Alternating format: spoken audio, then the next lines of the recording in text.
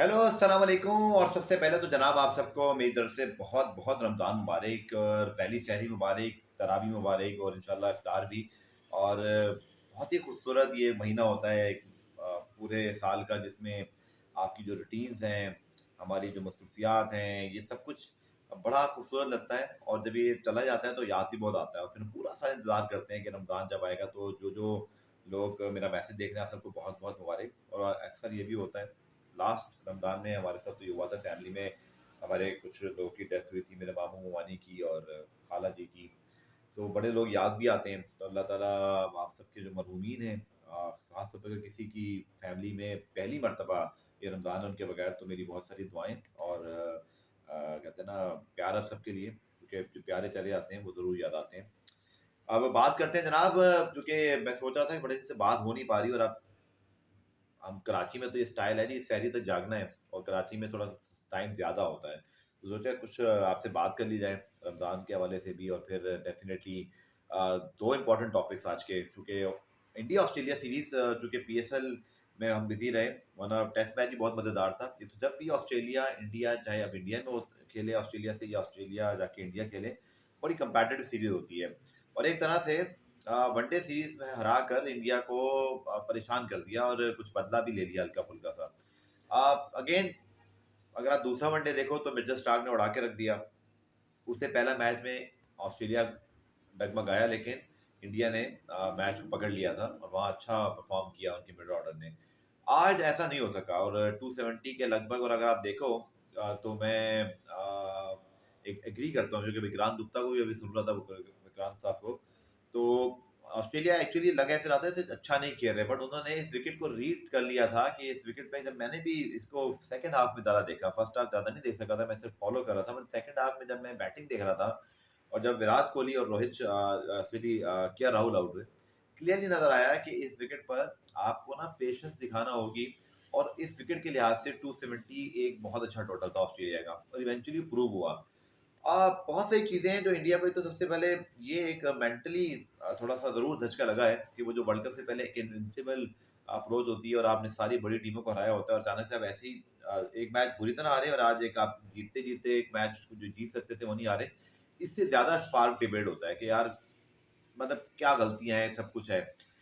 आप Indian perspective से मुझसे पूछें तो टीम बुरी नहीं है, ये तो मानना पड़ेगा। ऑस्ट्रेलिया ने अच्छी क्रिकेट खेली है, और उन्होंने साबित किया कि चाहे वो हो या कोई और टीम, इस इंडियन टीम को, चाहे वो अच्छे भी हैं अपने ख्याल से, और हमें भी लगता है वो ठीक ठाक टीम है, पर इनको हरा सकते हैं। एक चीज़ की कमी दिखाई दे रही है कि इंडिया के पास बॉलिंग में ओवरऑल मुझे वो कुवत, फास्ट बॉलिंग की कम दिखाई दे रही है। और हालांकि बैटिंग बड़ी ठीक ठाक है, और डेप्थ भी है, क्योंकि जब आपके पास हार्दिक पांड्या, जडेजा हो इस नंबर पे, और फिर अक्षर पटेल भी, तो ये बुरी और वनडे टीम नहीं है बैटिंग के लिहाज से। बट बॉलिंग मुझे ऐसे लगता है कि इनको बुमराह स्पेशली जब अगर आते हैं, तो फिर ही वर्ल्ड कप में एक मच नीडेड जो है ना, वो एक पावर, क्या कहते हैं ना, किलर अप्रोच, वो आ जाएगी। लेकिन आज के मैच में अगर मैं आपसे बात करूं, तो आज के मैच को ज़्यादा दुख हो रहा होगा इंडिया को। उसकी वजह ये है कि जब आप एक ऐसे टारगेट को चेस कर रहे हो, जब आपकी बेस भी बन गई हो, और फिर विराट और के जैसे प्लेयर सेट भी हो जाए, फिर अगर आप मैच हारते हो ना, तो वो ज़्यादा दुख देता है। लेकिन इसमें 2 चीज़ें ज़रूर समझने की है। एक तो जंपा ने बॉलिंग बहुत अच्छी की, दूसरा स्पिन होने शुरू हो गया था, और गेंद उस तरह से नहीं आ रहा था। तीसरी चीज़, एक्चुअली मुझे लगता है कि ज़्यादा प्रॉब्लम उसका होगा वनडे टीम में। मुझे तो ऐसे लग रहा है कि हालाँकि पिछले 3-4 साल पहले इंग्लैंड ने एक 350-400 वाली क्रिकेट शुरू कर दी थी। बट मैंने फिर ये चीज़ नोट की है कि हालिया 2 साल में बहुत ज़्यादा वनडे क्रिकेट नहीं हो सकी थी, क्योंकि टी20 world cup back to back थे, यहाँ तक कि एशिया कप भी टी20 के हुए, वर्ल्ड कप भी, आपके कॉम्बिनेशन सारे उस तरह से बने। पाकिस्तान का भी इशू है कि हमारे पास भी मैच फिनिशर वाला प्रॉब्लम नज़र आएगा अभी आपको आगे चल के, और टॉप ऑर्डर तगड़े हैं सबके। लेकिन प्रॉब्लम ये है वनडे क्रिकेट में कि ये होती बहुत लंबी है, 50 ओवर की। इसमें हर बंदा 30 ओवर नहीं खेल सकता, ये 35 ओवर, चले 30-35 भी खेलिए, तब भी मैच 15 ओवर में किसी को फिनिश करना है। या तो आप इतने तगड़े हो ना कि आप 270 से चेज हो रहा है, तो आप में से कोई लंबा इतना खेल रहा है कि वो 220-30 तक ला दे, और फिर 30-40 रह जाए, तो फिर बैटिंग के लायक वो भी तुम आप पूरा कर लेते हो। बट वनडे क्रिकेट में ये प्रॉब्लम मुझे अक्सर टीमों में अब दिखाई देगी, स्पेशली मैं इंडिया पाकिस्तान के एंगल सोचूं, और खासतौर पर पाकिस्तान के, कि हमें अपने टॉप 3 से ज़्यादा रन्स की उम्मीद है, और फिर नीचे हमारे पास मतलब धोनी इंडिया में अगर नहीं है, तो हमारे पास भी अब एक मिसबाह-उल हक जैसी अप्रोच नज़र नहीं आती मिडल ऑर्डर के अंदर। लोअर ऑर्डर में हालाँकि शादाब वगैरह आ जाएँगे, बट मैं एक्सपीरियंस की बात कर रहा हूँ, मैं प्रोफेशनलिज़्म की बात कर रहा हूँ, और एक सीज़न्ड कैम्पेनर जो होता है। ऑस्ट्रेलिया के पास जो सबसे अच्छी चीज़ है, या तो फिर ऑस्ट्रेलिया इंग्लैंड की तरह काम कीजिए कि आपके पास सब के सब रन्स करने वाले, यहाँ तक कि जब आज जडेजा और जब वो खड़े हुए थे, मैं बैटिंग करते हुए देख रहा था हार्दिक पांड्या को, क्लियरली वो डबल माइंडेड रहे कि 70 पे 70 जब था, यहाँ तक कि 50 तक भी आए, बट ऑस्ट्रेलिया ने एक तो सबसे अच्छा काम ये किया कि रन्स नहीं दिए। ऐसे मौके पे आपको ऑस्ट्रेलिया से आज ये सीखने की जरूरत है कि आपने रन्स नहीं देने, और आप प्रेशर डाल के रखो और अच्छी कप्तानी करो।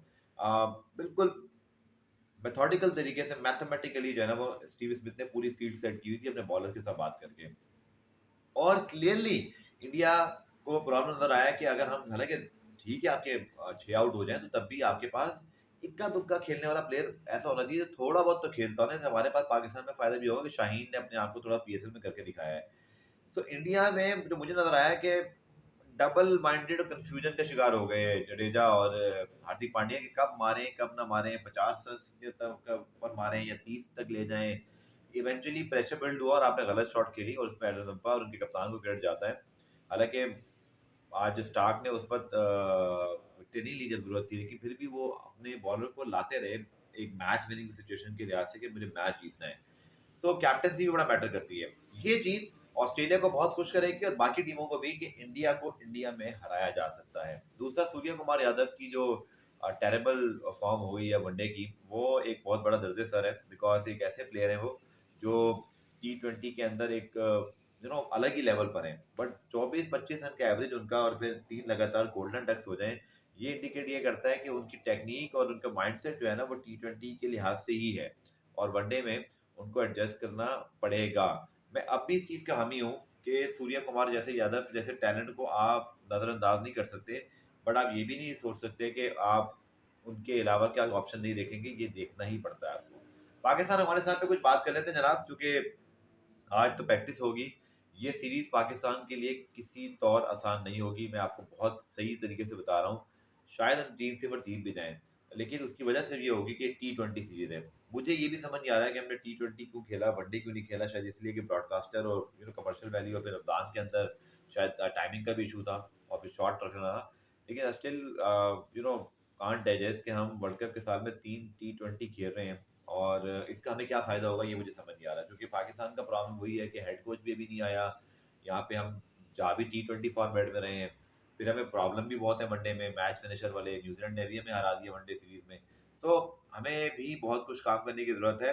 मैं पहले मैच का इंतजार कर रहा हूँ कि हम किस कॉम्बिनेशन से करते हैं, बट उसके साथ जो सबसे बड़ी चीज़ जिसका मैं इंतजार कर रहा हूँ वो ये है कि आप हेड कोच कब लेकर आएंगे यार। मैं लिटरली इस बात पे परेशान हूँ कि वर्ल्ड कप के साल कौन सी ऐसी टीम होगी जो वर्ल्ड कप से पहले अभी ये सोच रही हो कि हमारा हेड कोच कौन है, और 6 महीने से भी कम टाइम रह गया, यानी कि मार्च है ना, अप्रैल मई जून जुलाई अगस्त सितंबर अक्टूबर, 6 महीने। इस 6 महीने में आपके 10 मैचेस लिमिटेड ओवर्स वाले, अगर नया कोच नहीं आता, ये निकल गए, एशिया कप का कुछ नहीं पता, तो आपके पास बचा ही क्या है फिर। आपके पास कोई बड़ी टीम वाले मैचेस तो है नहीं, शायद अफगानिस्तान से मैचेस आपने दोबारा खेलने हैं।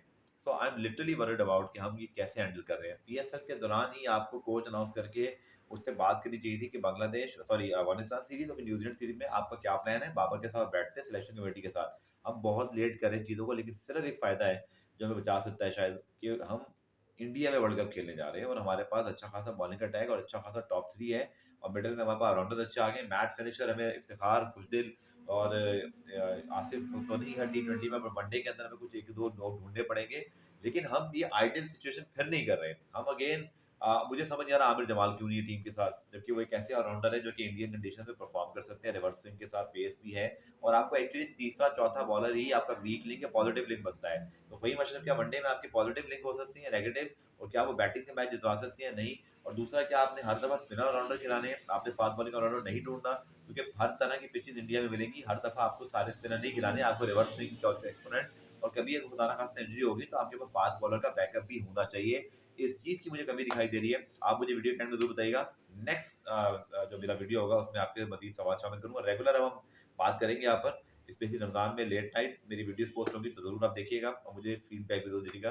टेक केयर, खुदा हाफिज, एंड सबके लिए एक दफ़ा फिर रमज़ान बहुत-बहुत मुबारक। अच्छे रोज़े गुज़ारिए, नमाज़ें पढ़िए, सबको खुश रखिए। सबसे इम्पोर्टेंट बात यार अपने आस-पास में ना, अपने करीबी लोगों का ख़्याल रखें बगैर बोले, उनकी हेल्प करें। Thank you.